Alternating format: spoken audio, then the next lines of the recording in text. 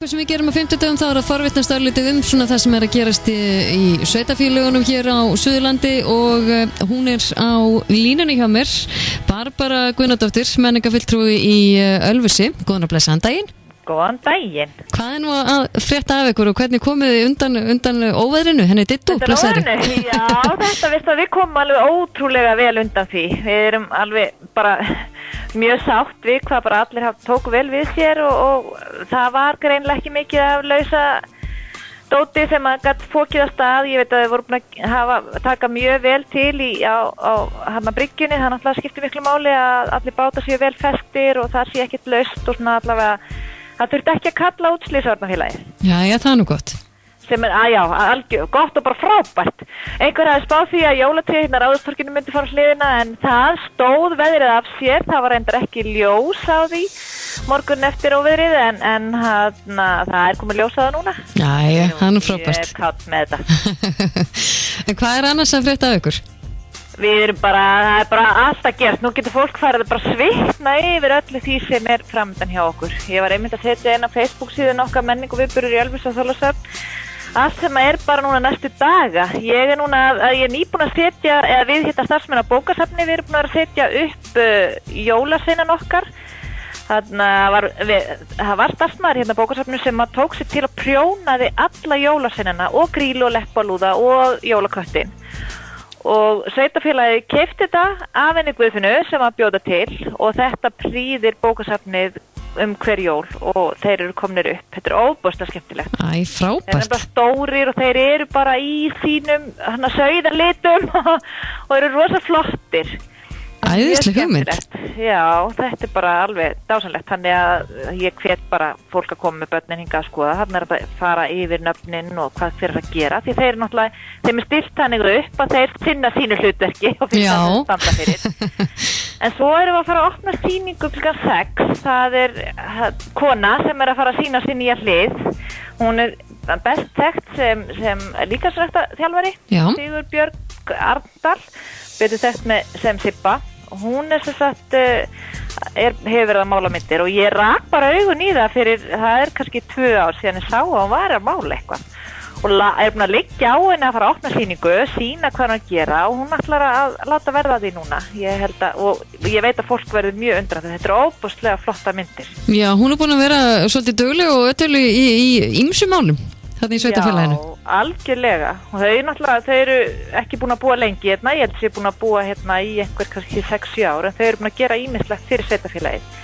Hún og maðurinn hennar, Sibba og Eddi, þau stóðu fyrir söngvarakeppni og söfnuðu fyrir skólahreystibraut og kláruðu dæmið. Þetta var bara frábært. Já, mest alveg stórkostlegt. Og öll fyrirtæki tóku þátt og þetta var mjög skemmtilegt og gekk bara vel að safna. Þannig að skólahreystibrautin er komin upp við íþróttahúsið og þannig að það hefur gustað að þeim og nú þetta er bara alveg dásanlegt. Allir börnir velkomnir á opnu sýningar klukkan 6 hérna á bókasafninu. Og svo er það eitthvað sem hefur nú loðað við Þorlákshöfn, það er körfuboltinn. Já, þeir standa sig vel strákanir og mjög skemmtilegt að fylgjast með þeim. Það er leikur á morgun. Það er leikur á morgun, er að taka móti Hetti. Já, akkurat. Og svo helgina þá er tónlistarhópur eldri borgara Tónar og Trix verða með jólatónleika í Ráðhúsinu og fá bara eðalfólk til liðsvisi. Þetta er svo óbúslega flott, þetta er svo frægt fólk og flott að þau fá bara einhverja kanónur með sér. Kristjana Stefansdóttir sem að fólk þekkir hérna á Suðurlandi mjög vel, hún er að fara að koma og Svafa Knútur og þau ætla að koma fram með tónlistarhópnum og þetta er alltaf alveg óbúslega notalegi tónleikar. Það er boðið upp á smákökur og eitthvað og alltaf eitthvað skemmtilegt og fyrir alla aldurshópa. Já, skemmtilegt.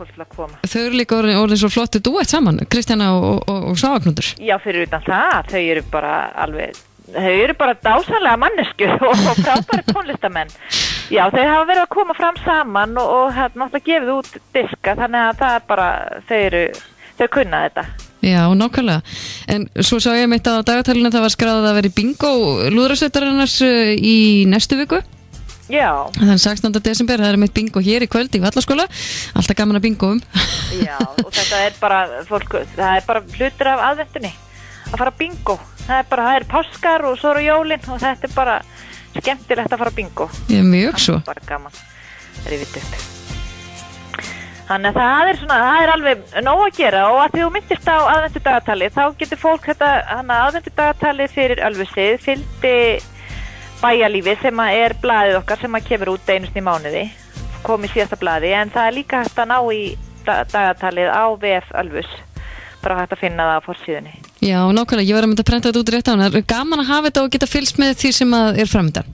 Já, og það sem að mér finnst alveg upplátt í þetta og ég seti þetta á ískapin heima í mér, þá sé ég alltaf hvaða jólasveinn er að koma hverju sinni. Já. Það er líka, ég veist þetta spurða því, hvað heitir jólasveinninn sem kemur á morgun? Þannig að það er eins gott að geta svarað. Já, fyrstur er það stekkjastur. Já, ég kann hann. Ég kann stekkjastur og giljagur og svo vandast málið þá að kertasniki kemur. Nú, já. Og mann eftir honum.